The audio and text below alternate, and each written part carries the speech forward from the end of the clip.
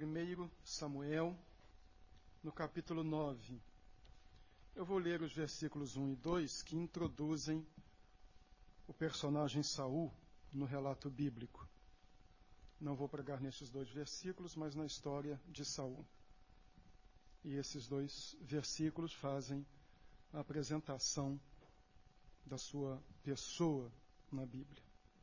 1 Samuel 9, 1 e 2.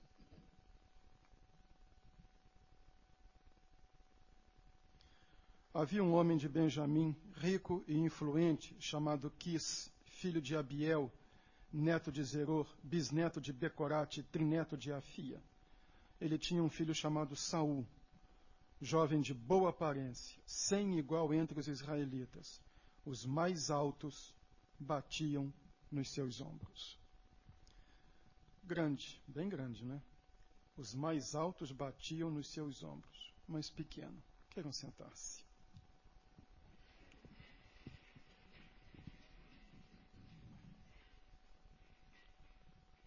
Primeiro rei de Israel, Saul. O mais alto de todos, porque a sua apresentação física, logo no primeiro versículo sobre ele, é de que os mais altos batiam nos seus ombros. Coloquei o título desta mensagem de manhã como grande, mas pequeno. À noite eu vou falar sobre Sérgio Paulo, pequeno, mas grande. Mas agora Saul. Nós não somos responsáveis pela nossa constituição física, ela é genética. Quem é alto ou quem é baixo não é porque escolheu ser, é porque tem alguém na família, seus antepassados assim. Até mesmo a questão de ser magro ou ser gordo, embora tenha a ver com o acúmulo de gordura e pouca gastança de gordura, também tem uma fundamentação genética. Mas o caráter não depende de avós e não depende de genética. O caráter depende de nós. Aqui está um homem, o mais alto de Israel. E bonito, né? Pelo menos presumo que as mulheres o achariam. Ele tinha um filho chamado Saul, jovem de boa aparência, sem igual entre os israelitas. Os mais altos batiam nos seus ombros. Este homem é escolhido para ser o primeiro rei de Israel após 375 anos de poder pulverizado entre as tribos. Agora o poder será centralizado. Ele é o homem que o povo pede. O povo pede um rei. Deus dá um rei ao povo. Ele é escolhido, é ungido por Samuel como rei. O início da sua carreira é fulminante. Como se disse dele, é um homem com uma excelente iniciativa. Inicia muito bem, mas uma péssima acabativa. Na medida em que o tempo vai andando, ele vai se afundando. Mas sua primeira atitude depois de rei ungido aparece em 11, 1 e 2. O amonita Naás avançou contra a cidade de Jabes Gileade e a cercou. E uns homens de Jabes lhe disseram ao tal de Naás: faça um tratado conosco e nos sujeitaremos a você. Ele não estava interessado em tratado, não. Contudo, Naás, o amonita, respondeu: só farei um tratado com vocês sob a condição de que eu arranque o olho direito de cada um de vocês e assim humilhe todo Israel. Este não estava para a conversa. É então o momento em que surge Saul na sua primeira batalha. Ele é o rei e este é o primeiro momento crítico. E lemos no versículo 6 do capítulo 11. Quando Saul ouviu isso, o Espírito de Deus apoderou-se dele e ele ficou furioso. E aí vem a atitude dele, como ele consegue congregar todo o povo ao seu redor, e lemos em 11:11. No dia seguinte, Saul dividiu seus soldados em 3 grupos. Entraram no acampamento amonita na alta madrugada e os mataram até a hora mais quente do dia. Aqueles que sobreviveram se dispersaram de tal modo que não ficaram 2 juntos. E então, diz o versículo 14, terminando 1 Samuel 11. Então Samuel disse ao povo: venham, vamos a Gilgal e reafirmemos ali o reino. Assim todo o povo foi a Gilgal e proclamou Saul como rei na presença do Senhor. Fantástico. Começa muito bem. Um sujeito desaforado cerca a cidade, diz que o único trato que ele faz é arrancar o olho direito de cada um. Saul consegue reunir aquela massa toda esparsa, vai para a batalha, vence, e agora o povo todo reconhece Saul como rei. Mas é só. A partir daqui, ele vai enfiando os pés pelas mãos. Saul é uma advertência muito grande para nós. Como é que uma pessoa pode começar bem em certas áreas da vida? Começa bem no casamento e depois afunda. Começa bem numa determinada função na igreja ou secular e depois afunda. E sem jogar pedra em ninguém, quem sou eu, começa às vezes bem o ministério pastoral e depois afunda. Enfia os pés pelas mãos. E é isso que eu quero ver, um homem grande no físico, chamado por Deus, vocacionado por Deus, aceito pelo povo, começa bem, mas de tropeço em tropeço, termina de uma maneira tão trágica. É isso que eu pretendo responder nesta manhã. O que leva uma pessoa com tanto futuro a se afundar? O que leva uma pessoa a estragar a sua vida? O que é que faz com que uma pessoa que tem uma carreira brilhante diante de si, possibilidades, perspectivas, aceitação, bênção de Deus, que esteja sendo usada por Deus, que tenha inclusive provado o cuidado de Deus na sua vida, de repente faça tudo errado? Pegando o título da mensagem, grande mais pequeno, o que leva uma pessoa grande a se apequenar? Eu quero mostrar 5 erros de Saul nesta manhã.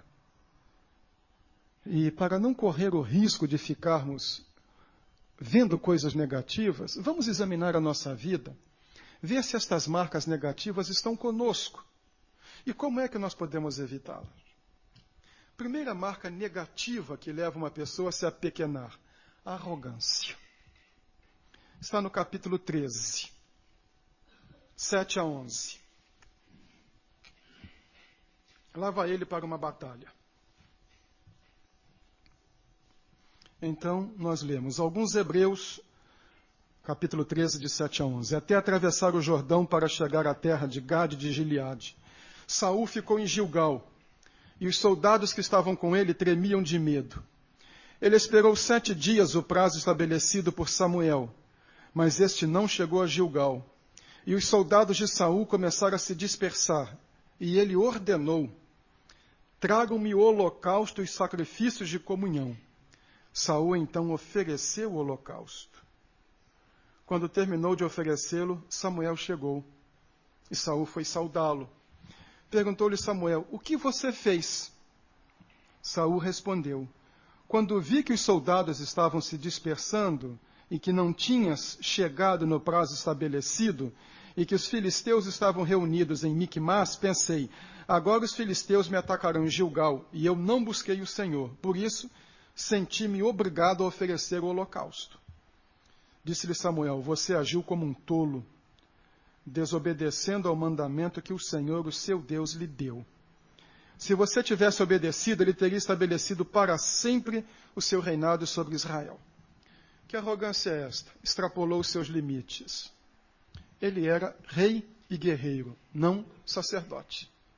Esta era a tarefa de Samuel. Mas ele vai e faz o papel de Samuel. Ordenou que lhe trouxessem o holocausto.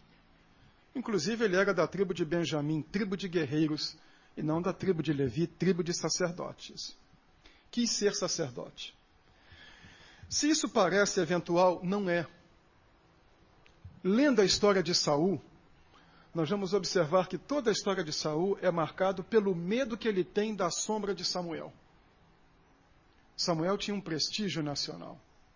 Era um homem de imensa respeitabilidade. Até hoje, os judeus consideram Samuel como o segundo profeta, sendo Moisés o maior de todos e Samuel o segundo. Mas ele ficou com medo porque Samuel não havia chegado. E o texto é bem preciso. Assim que ele acabou de oferecer sacrifício, Samuel chegou. Meia hora que esperasse, o problema estaria resolvido. A arrogância. Gente que quer ser mais do que é, superdimensiona seu valor, acha que se ela não fizer as coisas, ninguém vai saber fazer. Só ela sabe fazer. Desrespeita o espaço alheio e, às vezes, passa por cima de espaços que o próprio Deus designou. Gente que se impõe como a única alternativa. Se não for por mim, por quem? Me lembra uma frase de Luís XV, né? Après moi, le déluge. Depois de mim, o dilúvio. Eu sou o máximo. Coisa igual a mim, só o dilúvio. Talvez terremoto. O sujeito é tão desastrado. Mas aqui está o homem, ele começou bem. Começou com vitória. E em vez de reconhecer que essa vitória foi por causa de Deus e o apoio que Samuel lhe dava, a presença de Samuel o incomodou. Arrogância. Passa dos seus limites. Desrespeita o espaço alheio. Se eu não oferecer sacrifícios, o que vai ser do povo? Deixa que Deus cuida. Faça o que Deus lhe pediu. Cuide da sua área. Respeite o espaço dos outros. Segunda marca negativa de Saul. Zelo absurdo. Capítulo 14. Eu não vou ler o texto porque é muito longo, mas começa no versículo 24 e vai até o 45. Ele está numa batalha. Aliás, só encontramos Saul em batalha. A vida dele é uma batalha. Quando chega um período de paz, não tem ninguém para batalhar, ele resolve batalhar contra Davi, que não tem nada a ver com a história. Davi é apenas um tocador de harpa no palácio. É um adolescente, mas ele precisa de um inimigo. Então arranja Davi. Mas aqui está ele mais uma vez numa batalha. Então ele faz um voto. Enquanto eu não exterminar meus inimigos, ninguém vai poder comer. Esse é o zelo. Eu tenho uma coisa para fazer, muito séria, eu tenho uma decisão para tomar. Todos vocês estão proibidos de comer. Eu disse, o que eu tenho a ver com isso? Você que tem um voto com Deus e eu que pago a conta? Você que está preocupado com a sua imagem e eu que fico sem comer? O zelo era por ele, não por Deus. Isso nós lemos no versículo 24.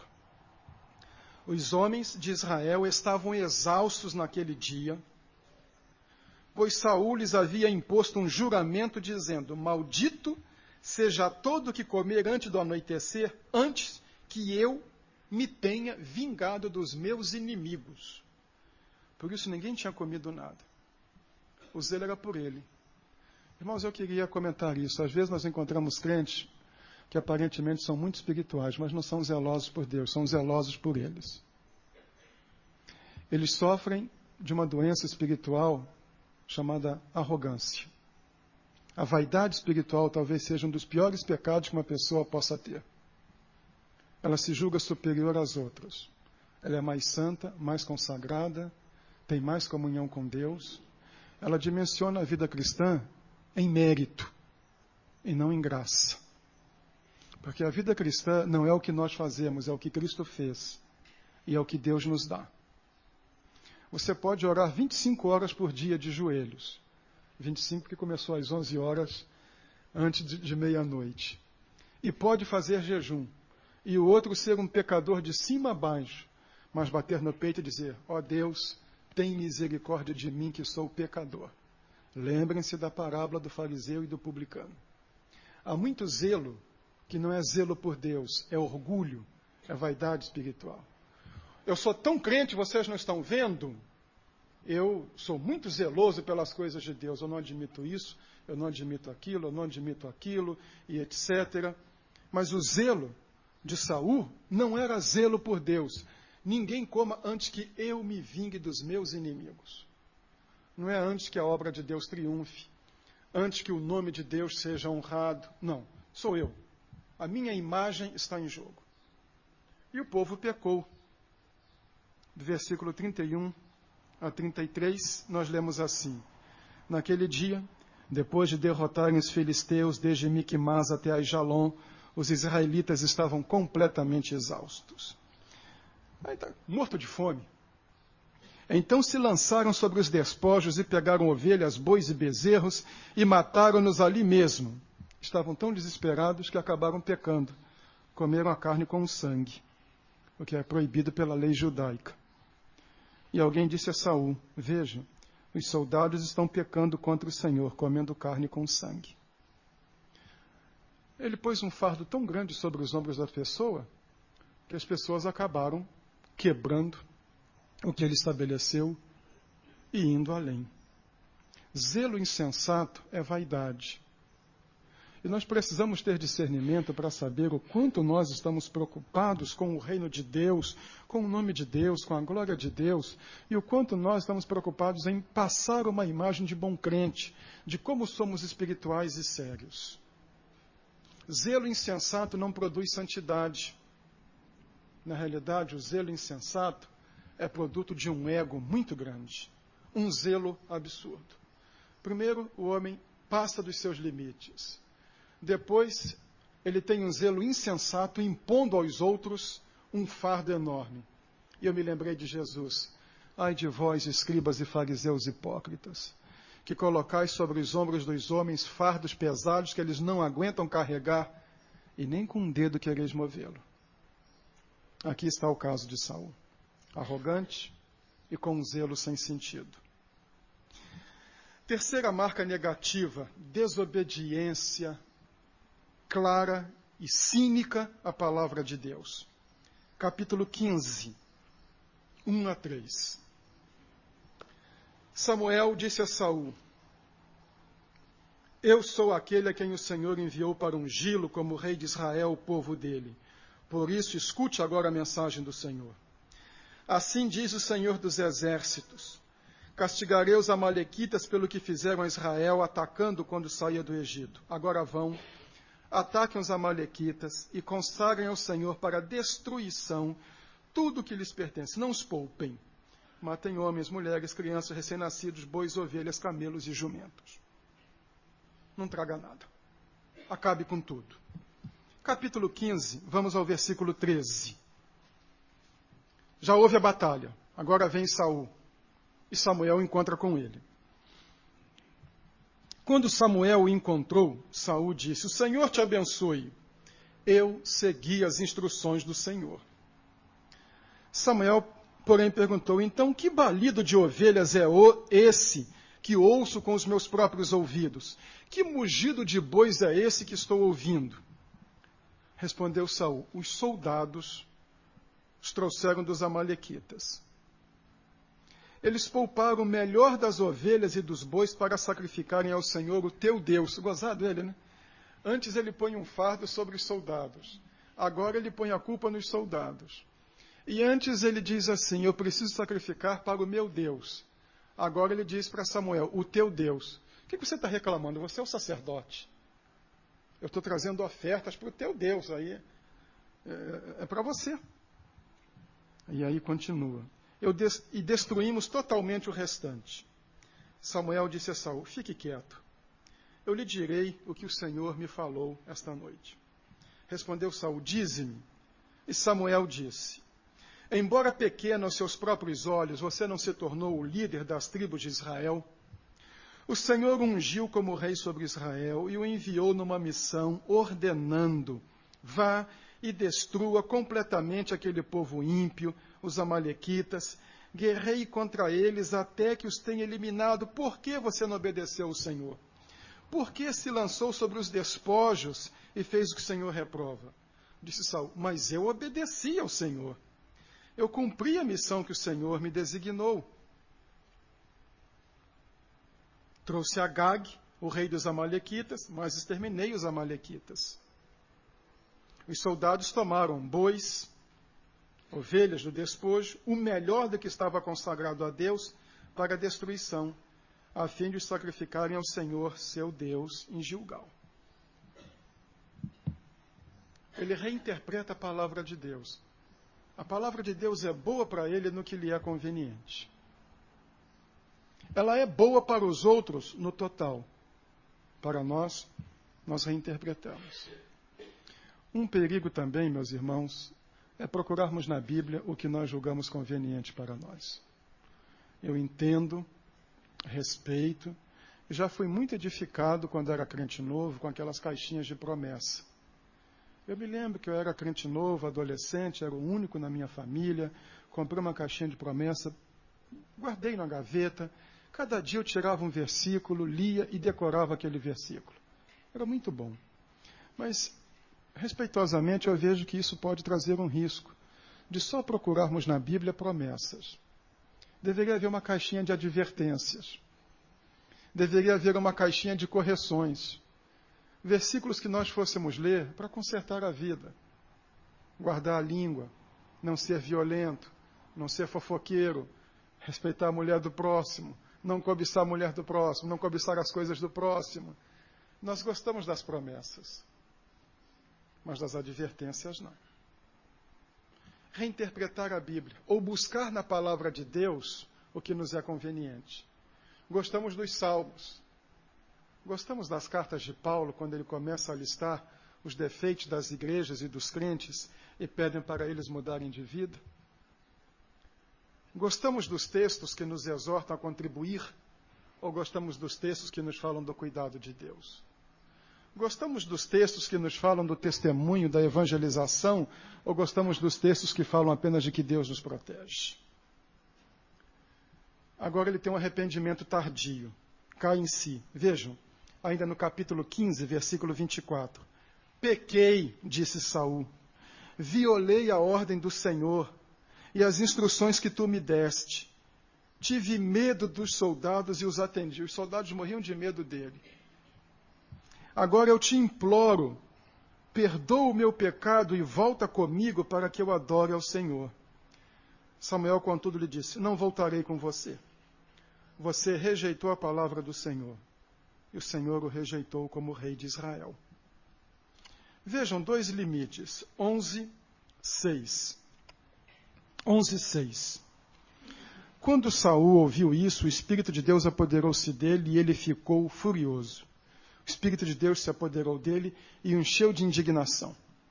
Agora, em 16:14,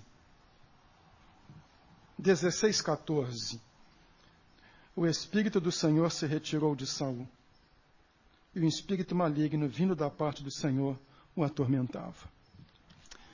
Muito interessante. Quando ele se sensibilizou com a dor do seu povo, o Espírito de Deus se apoderou dele. Arrogante, zelo absurdo, desobediência cínica à palavra, o Espírito vai se retirar dele. E aqui nós devemos fazer uma pergunta. É o Espírito que domina as nossas atitudes? O nosso zelo é um zelo inflado pelo nosso ego ou por Deus? A nossa obediência à palavra de Deus é uma obediência à palavra de Deus mostrada pelo Espírito para nos disciplinar, corrigir e firmar na fé, ou é uma obediência ao que nos interessa? Vamos à quarta marca, porque o tempo ruge. Inveja. Está no capítulo 18, versículo 6. 18, versículo 6. Quando os soldados voltavam para casa, depois que Davi matou o filisteu, as mulheres saíram de todas as cidades de Israel ao encontro do rei Saul com cânticos e danças, com tamborins, com músicas alegres, com instrumentos de 3 cordas. As mulheres dançavam e cantavam. Saul matou milhares e Davi dezenas de milhares. Saul ficou muito irritado com esse refrão e aborrecido disse, atribuíram a Davi dezenas de milhares, mas a mim apenas milhares. O que mais lhe falta senão o reino? Daí em diante, Saul olhava com inveja para Davi. Versículo 10. No dia seguinte, um espírito maligno mandado por Deus apoderou-se de Saul. Curioso, a vitória de outro o incomodava. O sucesso de outro doía nele. A Bíblia diz para nós nos alegrarmos com os que se alegram e chorarmos com os que choram. Mas eu já vi tantas vezes uma pessoa ver a bênção de outro e fica incomodado. Por que ele está prosperando materialmente e eu não? Por que ele está sendo abençoado e eu não? Eu já citei aqui um irmão que, numa ocasião, já em priscas eras e datas longínquas, há quase 30 anos, me criticou porque achava que eu dava muita trela para crente novo e que ele tinha 50 anos de membro de igreja, tinha mais direitos que os outros. Às vezes temos inveja porque alguém começa a crescer em liderança na igreja, porque alguém começa a amadurecer espiritualmente, torna-se uma pessoa aceita e respeitável na comunidade. Daqui em diante, a figura de Saul é uma figura triste. A partir daqui ele é um homem doente, profundamente desequilibrado. Nem reina mais, ele só tem uma obsessão, matar Davi. Ele está tão desequilibrado que esquece que o exército tem uma função nacional e põe o exército numa causa pessoal. Ele põe todo o exército para matar um homem, Davi. Não está nem preocupado com inimigos em redor. Todas as forças armadas de Israel para caçar um homem que, acostumado com o campo, porque era pastor, sabia em que buraco se esconder e consegue escapar. Só tem uma obsessão, matar Davi. A partir daqui, não há uma palavra espiritual na boca de Saul. Nada de perdão, nada de culto. Tudo o que ele tem é apenas ódio no coração. A inveja é a porta do ódio.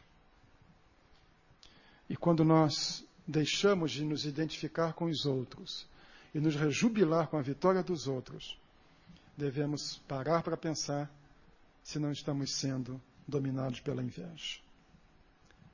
E aí vem a quinta e última marca, a pior de todas. Depois de tantas coisas, arrogância, zelo absurdo, desobediência cínica expressa a palavra de Deus, a inveja, agora está preparado para o passo final, traição à sua própria fé. Ele rompeu com Deus, encheu o coração de ódio. Então Deus não fala nada com ele.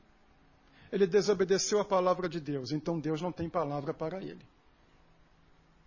Ele entrou em choque com Samuel, Samuel não tem nada a dizer para ele. Ele entrou em choque com o filho, Jonatas, porque o filho apoiava Davi. O filho não tem nada para falar com ele. Ele é um homem solitário. Então, nós lemos agora no capítulo 28, do versículo 4 ao versículo 7. 28, 4 a 7. Depois que os filisteus se reuniram, vieram e acamparam em Sunem, enquanto Saul reunia todos os israelitas e acampava em Gilboa. Quando Saul viu o acampamento filisteu, teve medo, ficou apavorado. Ele consultou o Senhor, mas esse não lhe respondeu nem por sonhos, nem por Urim, nem por profetas. Então Samuel disse aos seus auxiliares: procurem uma mulher que invoca espíritos, para que eu a consulte. Eles disseram: existe uma em Endor. Ele banira essas mulheres. Vejam o que diz o versículo 3 do capítulo 28. Samuel já havia morrido. Todo Israel havia pranteado e sepultado em Ramá, sua cidade natal. Saul havia expulsado do país os médiuns e os que consultavam os espíritos. Porque, pelo menos, ele ainda tinha coerência, sabia que aquilo não era de Deus. Agora ele procura uma médium. Deus o rejeitou, não falava com ele. Em vez de se consertar, ele dá uma volta. Saul se parece com tanta gente que, em vez de consertar a vida, vai fazendo atalhos. Vai ajustando as coisas à sua situação. Então, bandeia-se para o ocultismo. Ele chega até a presença da mulher. E a mulher, diz o versículo 8 do capítulo 28, a mulher, porém, lhe disse: certamente você sabe o que Saul fez. Ela vê aquele homenzarrão, sabe que ele é Saul. Você sabe o que Saul fez.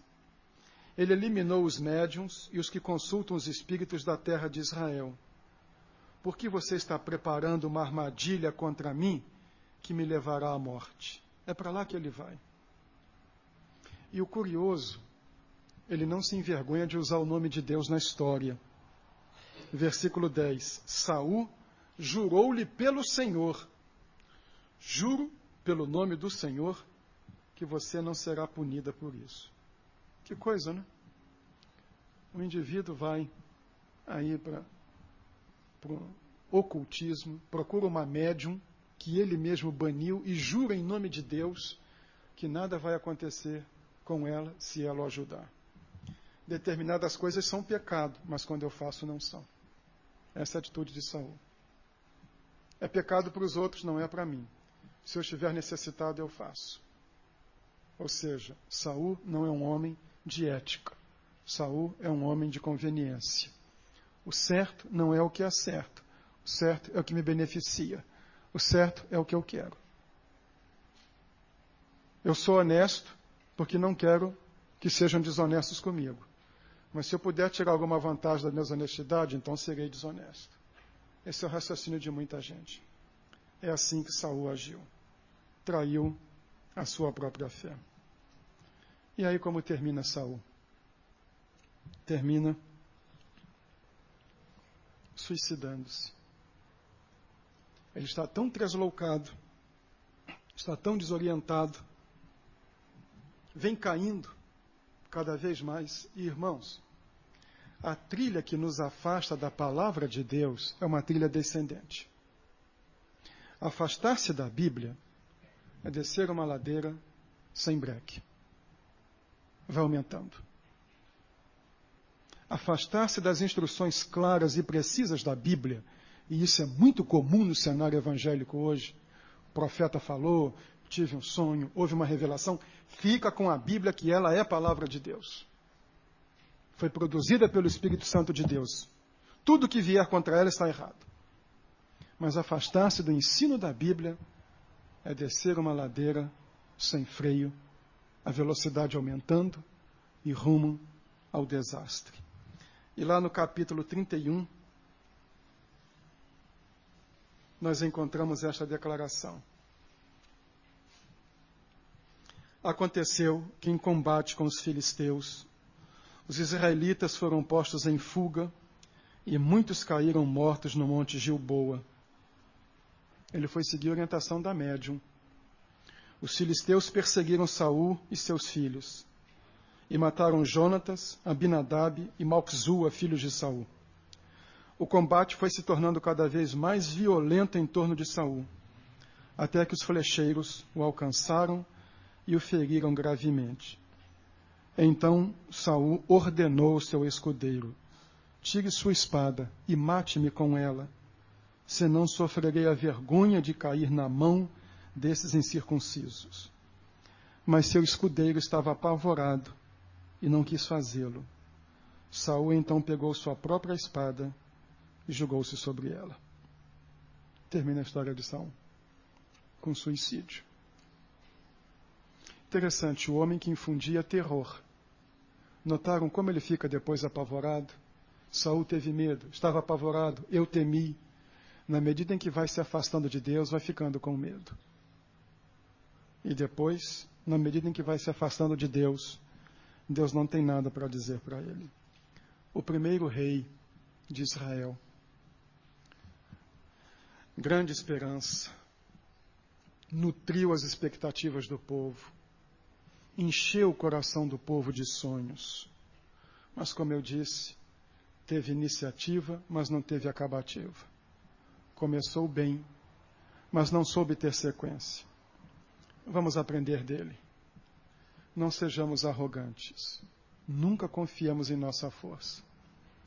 Guardemos também nossos limites. Não passemos por cima dos outros. Não coloquemos fardos sobre os ombros dos outros. Não sejamos demasiadamente rigorosos com os outros, cobrando dos outros em nosso benefício. Não reinterpretemos a palavra para a palavra se ajustar à nossa conduta. Ajustemos a nossa conduta à palavra. Não invejemos o sucesso alheio, mas alegremos-nos por ver que Deus está abençoando alguém. E, acima de tudo, fiquemos firmes na fé. Há coisas que nós sabemos que são erradas e que nós banimos da nossa vida, como ele baniu o mediunismo de Israel. Não adianta ir lá buscar e trazer de volta, porque não beneficia ninguém. A grande lição positiva de Saul para nós é esta: aprender dos seus erros, o que não fazer. É triste que um homem que tenha reinado por 40 anos, o relato bíblico fala mais dos seus erros do que dos seus acertos. Houve um acerto e o resto foi desastre. Não vamos construir a nossa vida cristã sobre erros. Acima de tudo, lembremos que o caminho certo é o da submissão à vontade de Deus, lealdade à sua palavra, firmeza na fé, sem desviar para um lado e nem para o outro. E se permanecermos firmes, não precisaremos temer, como ele temeu tantas vezes, porque aquele em cuja vida, aquele em cuja vida o Espírito Santo de Deus marca a presença, não teme, porque Deus o guarda. Esta é a lição de Saul. Não sejamos como ele. Era grande, fisicamente forte, espiritualmente pequeno, moralmente pequeno, e acabou sendo um desastre. Vamos cantar o hino 434, Teu Santo Amor